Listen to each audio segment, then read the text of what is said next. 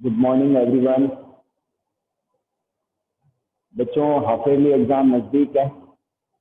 1 अक्टूबर से chapter 1 to 6 आ रहे हैं। आप एनसीईआरटी बेस्ड तैयारी कीजिए। जहाँ भी दिक्कत आए आप अपने नोट्स हैं आपके पास में, उससे कंसल्ट कर सकते हैं। ओके बेटा, आगे बढ़ते हैं। चैप्टर 7 चल रहा है, मोस्ट इम्पॉर्टेंट चैप्टर है ये। हम डिस्कस कर रहे थे epithelial tissue, that is completed. Okay, और हम ग्लैंड्स के बारे में डिस्कस कर रहे हैं।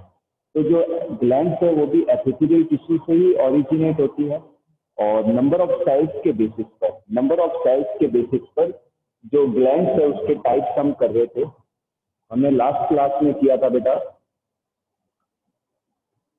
Unicellular gland.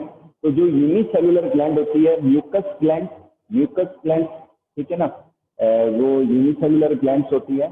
एंड जो सीरस जो सेल्स होती है वही भी यूनिसेलुलर ग्लैंड्स हैं। सेकंड लेते हैं मल्टी सेलुलर ग्लैंड्स को हम डिस्कस कर रहे थे। मल्टी सेलुलर ग्लैंड,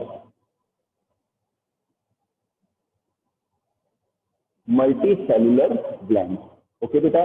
अब इसमें भी दो टाइप है। एक तो है ट्यूबुलर ग्लैंड। मैं डिफरेंट शेप्स बना रहा हूँ ट्यूबुलर ग्लैंड्स की।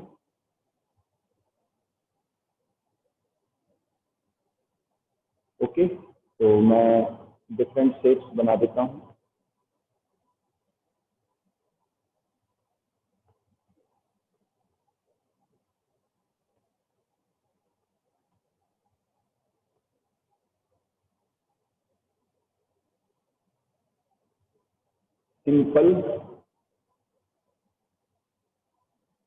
सिंपल ट्यूबुलर,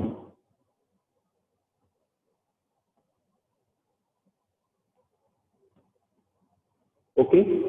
ये जो सिंगल शेप दिख रही है आपको, ये सिंपल ट्यूबुलर ग्लैंड की है। ओके बेटा,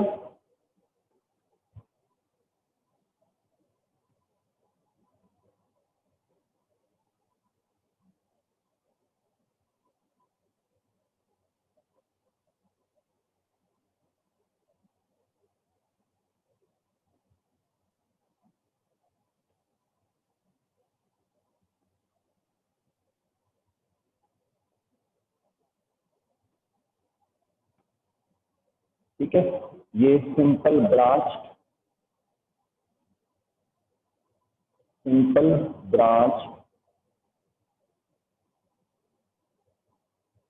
ट्यूबुलर ग्लैंड, ओके। इस तरीके से नजर आए तो ये सिंपल ब्रांच हो गई।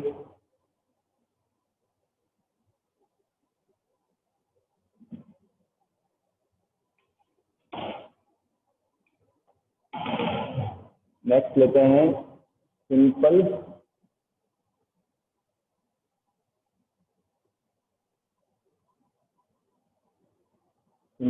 Coiled tubular.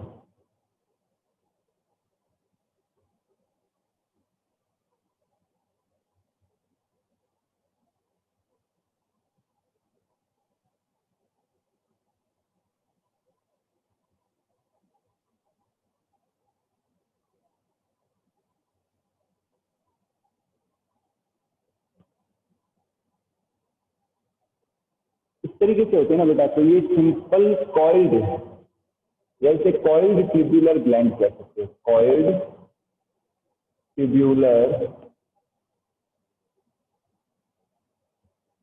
ग्लैंड, इस शेप में यदि कोई ग्लैंड है तो उसे हम कहते हैं सिंपल कॉइल ट्यूबुलर या कॉइल ट्यूबुलर ग्लैंड।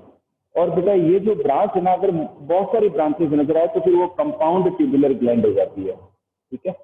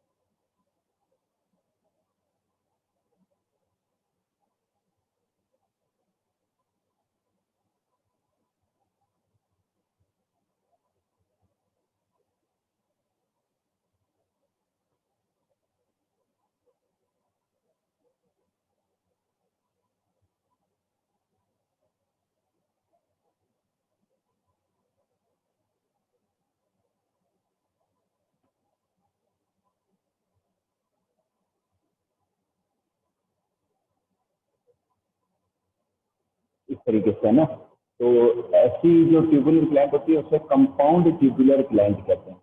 डायग्रामेटिकली तैयारी करनी है बच्चों। काफी सारे मॉर्फोलॉजी में भी और एनाटॉमी वाले चैप्टर में भी क्या है, काफी सारे टॉपिक ऐसे हैं जो आप डायग्राम के बेसिस पर, ओनली डायग्राम के बेसिस पर आप लर्निंग कर सकते हो।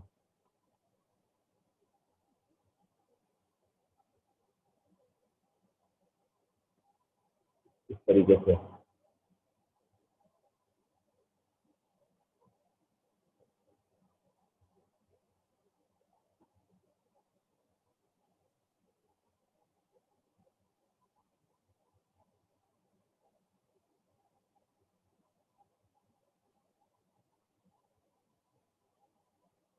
तो इसे हम क्या कहेंगे, compound tubular gland.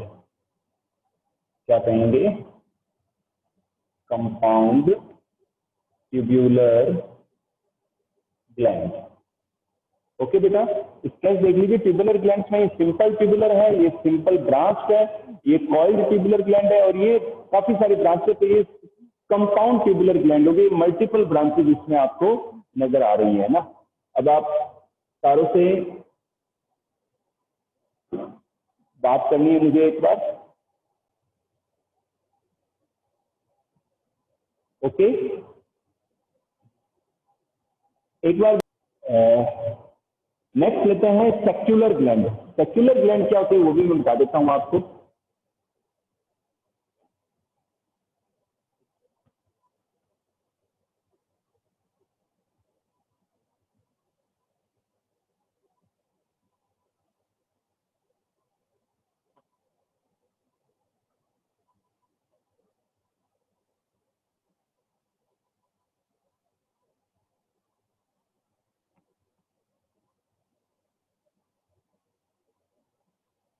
Secular gland है ना। अब सेक्युलर ग्लैंड की मैं बता देता हूं आपको। इसमें जैसे मान लो क्या होता है कि यहाँ से तो ये ट्यूब शेप स्ट्रक्चर आती है, लेकिन यहाँ एल्वियोलिस जो स्ट्रक्चर है वैसी हो जाती है। ये देखिए, है ना। तो ये है। तो इस, एक बार मैं दोबारा बता देता हूँ। इस तरीके से क्या है, यहाँ पर राउंडेड शेप में, एल्वियोलस शेप में जो है स्ट्रक्चर पाई जाती है। इसे हम कहते हैं सिंपल सेक्युलर। क्या कहते हैं, सिंपल सेक्युलर ग्लैंड। क्या कहते हैं बेटा, सिंपल सेक्युलर ग्लैंड कहते हैं। अंडरस्टूड। तो इस तरीके से ऐसे ही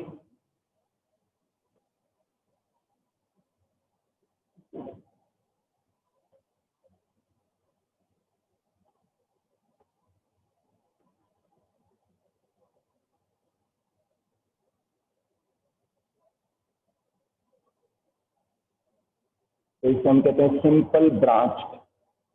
क्या कहते हैं, सिंपल ब्रांच।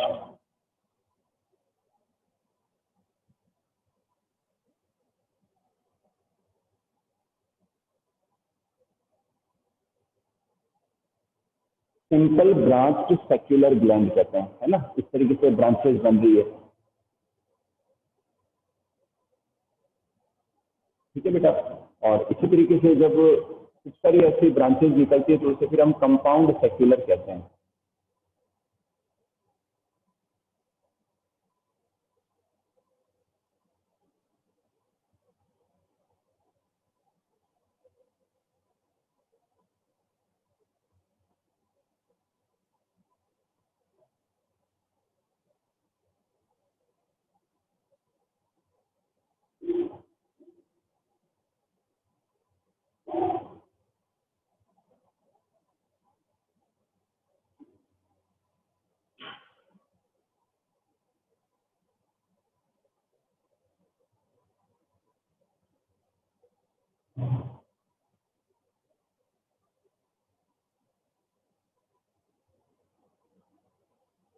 ये देखिए बेटा, है ना।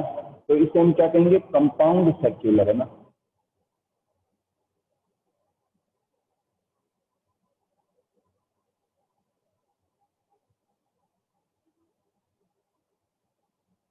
Okay, this is called compound secular gland. तो simple secular, simple branch secular and compound secular gland. तो बेटा ग्लैंड्स का टॉपिक कंप्लीट होता है, ग्लैंड्स का जो टॉपिक है कंप्लीट हो रहा है। अब मैं नेक्स्ट टॉपिक ले रहा हूँ, epithelial tissue is completed. Next ले रहा हूँ, अच्छा एक चीज और, अब एपिथेलियल टिश्यू में भी अलग अलग, मैं सिर्फ बता रहा हूँ कि जैसे मान लो किसी एपिथेलियम में ग्लैंड्स है तो उसे कहते हैं ग्लैंडुलर एपिथेलियम, किसी एपिथेलियम में पिगमेंट्स है तो उसे कहते हैं पिगमेंटेड एपिथेलियम, किसी एपिथेलियम से सेंसेशन ट्रांसमिट होते हैं तो उसे कहते हैं सेंसरी एपिथेलियम, है ना। तो इस तरीके से अलग अलग जो है फंक्शंस के बेसिस पर, इसे हम कहते हैं फंक्शनल क्लासिफिकेशन। फंक्शंस के बेसिस पर glandular epithelium, pigmented epithelium, sensory epithelium, ये अलग अलग टाइप्स पाए जाते हैं, ठीक है ना। नेक्स्ट हम लेते हैं, नेक्स्ट मैं ले रहा हूँ muscle tissue. Epithelial tissue complete हो रहा है आज आपका, ठीक है।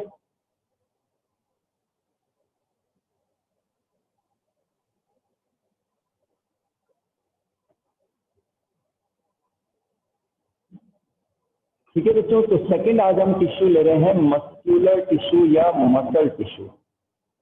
मस्क्यूलर टिश्यू और मसल टिश्यू,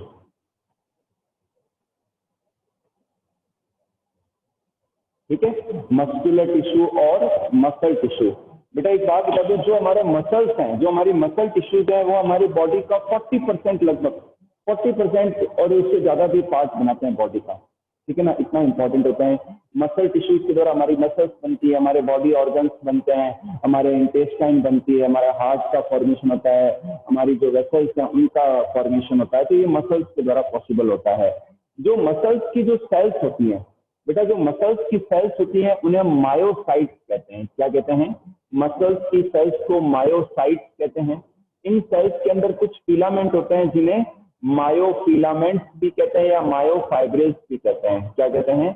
मायोफिलामेंट्स या मायोफाइब्रिल्स भी कहते हैं, ठीक है ना। इन इन मायोफाइब्रिल्स एंड मायोफिलामेंट्स के कॉन्ट्रेक्शन एंड रिलैक्सेशन के कारण से क्या मसल्स में भी कॉन्ट्रेक्शन होता है, रिलैक्सेशन होता है। दोबारा सुन लीजिए, मसल की सेल्स को मायोसाइट्स कहते हैं और इनके अंदर कॉन्ट्रेक्शन और रिलैक्सेशन की एबिलिटी पाई जाती है।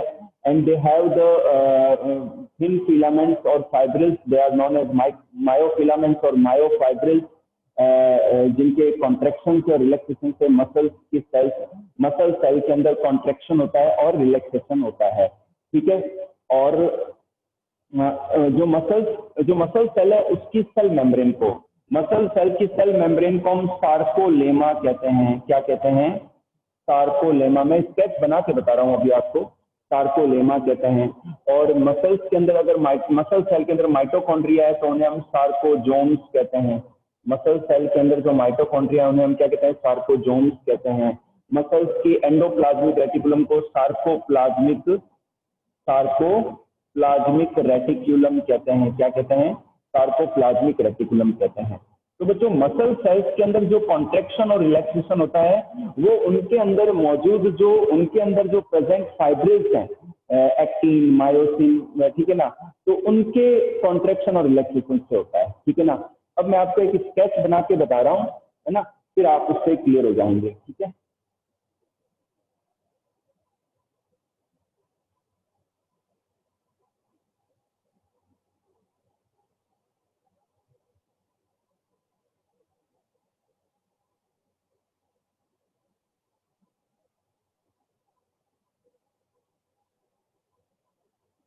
ये मसल सेल का स्केच बना रहा हूँ।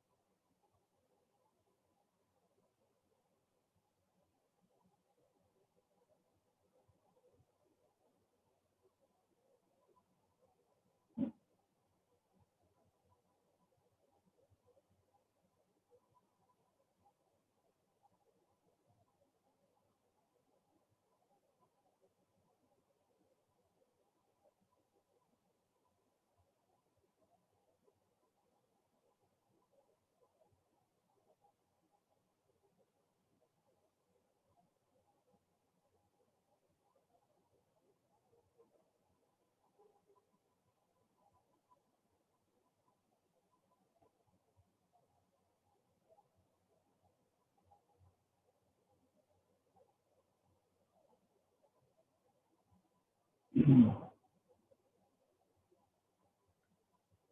है बेटा। अब देखिए आप, ये तो हो गई सार्कोलेमा, जो कि प्लाज्मा मेम्ब्रेन है। क्या है? प्लाज्मा मेम्ब्रेन है। एंड ये हो गया सार्कोजोम्स, जो कि मसल सेल के माइटोकॉन्ड्रिया है, सार्कोजोम्स। अंडरस्टूड। और बेटा ये है एंडोप्लाज्मिक रेटिकुलम, इन्हें हम क्या कहते हैं? सार्कोप्लाज्मिक रेटिकुलम कहते हैं। Sarcoplasmic reticulum, sarcoplasmic reticulum. Understood. अब देखिए बेटा, यहाँ है ना, ये मायोफाइब्रिल्स है। ये जो दिख रहे हैं आपको, ये मायोफाइब्रिल्स है। इनमें ये जो है ना, इसे हम कहते हैं मायोसिन। क्या कहते हैं? मायोसिन। ठीक है बेटा। और ये जो फिलामेंट है पतले, इन्हें हम कहते हैं एक्टिन। एक्टिन। तो जो पतले फिलामेंट है ना, इन्हें हम एक्टिन कहते हैं। ठीक है ना। अच्छा, यहाँ पर एक जेड लाइन और पाई जाती है।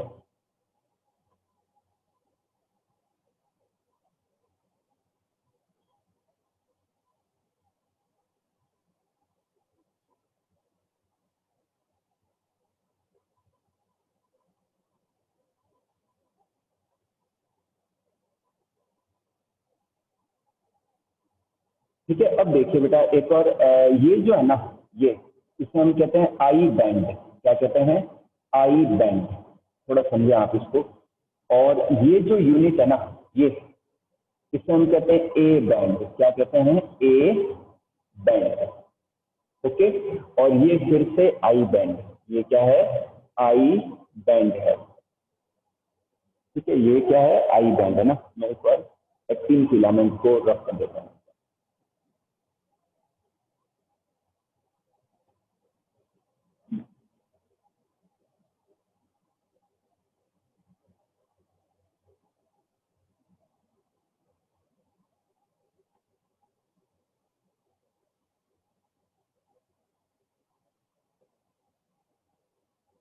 ठीक है बेटा। तो ये तो है मसल सेल का स्केच।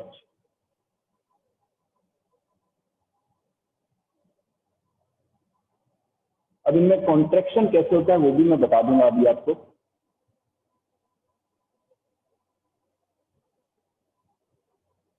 ठीक है बेटा। तो अब देखिए, इसमें ये मतलब बंडल हो गया। ठीक है ना। ये मायोफाइब्रिल्स का एक बंच हो गया, मायोफाइब्रिल्स का। तो आगे से मैंने इसको राउंड करके बता दिया कि भाई ये बंच के रूप में है। अब अंदर की ओर मैं बता रहा हूँ कि ये जो पतले फिलामेंट हैं, इन्हें हम एक्टिन फिलामेंट कहते हैं। तो ये जो एक्टिन मायोफिलामेंट्स हैं, ये एक्टिन नाम की प्रोटीन के बने होते हैं। ठीक है। और जो मायोसिन है, मायोसिन 3 प्रकार के प्रोटीन के बने होते हैं। Actin, tropomyosin and troponin. दोबारा सुन लीजिए, actin, tropomyosin and troponin, in 3 protein के बने होते हैं। तो ये मायोसिन फिलामेंट थिक होते हैं और इनके बाहर ऐसे क्रॉस ब्रिज निकले होते हैं। क्या निकले होते हैं? क्रॉस ब्रिज निकले हुए रहते हैं। ठीक है ना। जबकि जो एक्टिन फिलामेंट पतले होते हैं, ये यहाँ से तो फ्री रहते हैं, लेकिन इधर से जो है ये जेड लाइंस है। ये क्या है? जेड लाइन से, इनसे ये कनेक्टेड है। ठीक है ना। तो इसे इन्हें हम आई बैंड कहते हैं। और ये बीच का जो बैंड है, ये ए बैंड कहलाता है। और ये जो जोन दिख रहा है ना, इस सेंट्रल जोन को हम एच जोन कहते हैं। क्या कहते हैं? एच जोन कहते हैं। तो जब भी कॉन्ट्रेक्शन होता है, तो जो मायोसिन के जो क्रॉस ब्रिज हैं, अच्छा एक चीज और, जो इनकी यूनिट्स होती है मायोसिन की, इनकी यूनिट को मीरो मायोसिन कहते हैं। क्या कहते हैं? Miro myosin. मीरो मायोसिन कहते हैं। ठीक है ना। तो क्या होता है बच्चों कि ये जो क्रॉस ब्रिज दिख रहे हैं ना, ये एक्टिन से कनेक्ट हो जाते हैं और कनेक्ट होकर अंदर की ओर मूव करते हैं। क्या करते हैं? अंदर की ओर मूव करते हैं। इस फिनोमेना को मैं आपको 21st चैप्टर में समझाऊंगा, क्योंकि वहाँ स्केलेटल मूवमेंट के बारे में बताया गया है। तो वहाँ अभी अपने चैप्टर में ये है नहीं टॉपिक, जस्ट आपको बता रहा हूँ। तो वहाँ मैं डायग्राम बना के समझाऊंगा कि ये जो क्रॉस ब्रिज होते हैं, ये एक्टिन पतले फिलामेंट को चिपका लेते हैं और फिर अंदर की ओर मूव करते हैं। तो एक्टिन फिलामेंट क्या होता है? इनके ऊपर स्लाइड कर जाते हैं। ये बीच में गैप है, तो ये जो पतले फिलामेंट है, इनके ऊपर स्लाइड करते हैं। तो स्लाइड कर दे, स्लाइड करने के बाद में क्रॉस ब्रिज जो है तो स्लाइड करने पर कॉन्ट्रेक्शन हो गया मसल सेल्स का, मसल सेल का हुआ इसलिए मसल का भी कॉन्ट्रेक्शन हो गया। और जब ये क्रॉस ब्रिज फ्री हो जाते हैं तब ये रिलीज कर देते हैं एक्टिन को, तो एक्टिन नॉर्मल वापस अपनी नॉर्मल स्टेट पे चला जाता है, तो जो मसल सेल है वापस रिलैक्स कंडीशन में आ जाती है, ठीक है ना।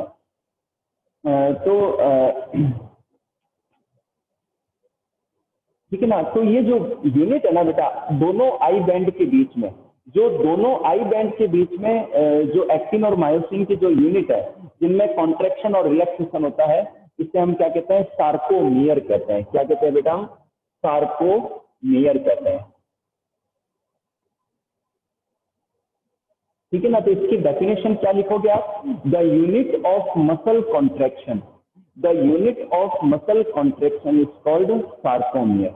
It is found between the both I band, दोनों आई बैंड के बीच में जो यूनिट है इसे हम क्या कहते हैं, सार्कोमियर कहते हैं, और इसी में कॉन्ट्रेक्शन होता है, इसी में रिलैक्सेशन होता है। आगे बात समझ में। तो ये बेटा मसल सेल का मैंने आपको स्केच समझा दिया मैंने, और इसकी जो डिफरेंट टर्मिनोलॉजी है वो भी मैंने आपको समझाने की कोशिश की है बेटा, ठीक है ना। एक एक आइडिया दे दिया कि ऐसा होता है। इसी स्केच को हम 21 सत्र में दोबारा करेंगे जहाँ लोकोमोशन का टॉपिक है, तो वहां आपको मैं और बेटर वे में और बताऊंगा, क्योंकि अभी अपने इस टॉपिक में है नहीं है, ठीक है ना। वहाँ मसल सेल भी दोबारा बताएंगे आपको, और मसल का कॉन्ट्रेक्शन कैसे होता है वो भी आपको एक बार और बताएंगे, ठीक है ना। तो एक बार आपको यहाँ आइडिया मिल गया, ठीक है। अब अपन चलते हैं कि मसल टिश्यू है ये कितने प्रकार के होते हैं। तो बेटा जो मसल टिश्यू होते हैं they are of 3 types, muscle tissues are of 3 types।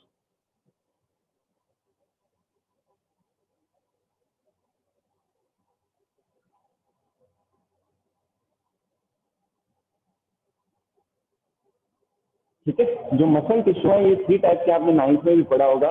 जो फर्स्ट मसल टिश्यू है वो है स्ट्रिएटेड, स्ट्रिएटेड और स्केलेटल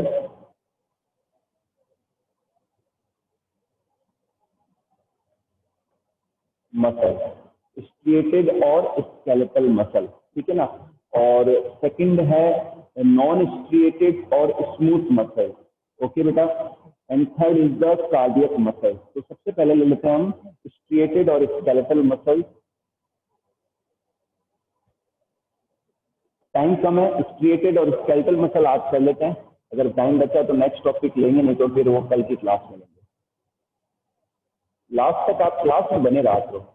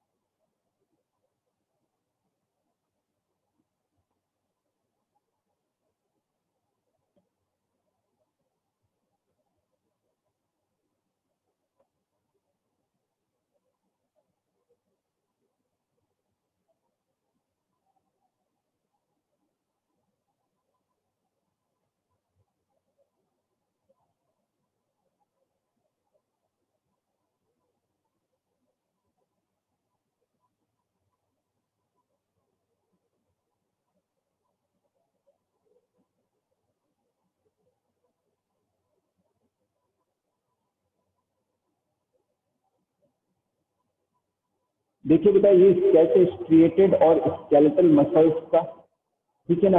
अब इसमें क्या होता है कि जो थिक और फाइन फिलामेंट्स है वो क्लियरली विजिबल होते हैं और इसी कारण से क्या इनमें स्ट्रिएशंस नजर आता है। तो ये स्ट्रिएशंस है, जो डार्क हिस्सा है वो डार्क बैंड है और जो लाइट पार्ट है वो लाइट बैंड है। और ये न्यूक्लियस है जो प्लाज्मा मेम्ब्रेन की और सार्कोलेमा की और किनारे की तरफ होते हैं, ठीक है ना बेटा। और इनमें स्ट्रिएशंस क्लियरली ऑब्जर्व होते हैं। जो स्ट्रिएटेड मसल्स होती है वो हमारे हाथों पाँव की जो मसल्स है उन वो पाई जाती है।